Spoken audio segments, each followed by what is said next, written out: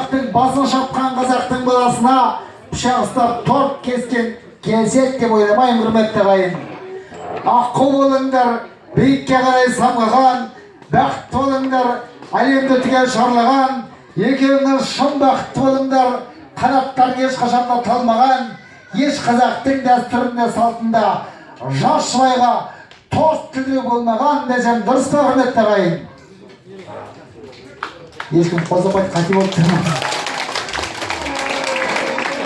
Шапағаттарыңыз сәтті болсын, көңілдеріңіз шынымен шадыман шатты болсын, сезімдерің мына торттай тәтті болсын, менің тілегіме қосылатындардың шапалаға қатты болсын.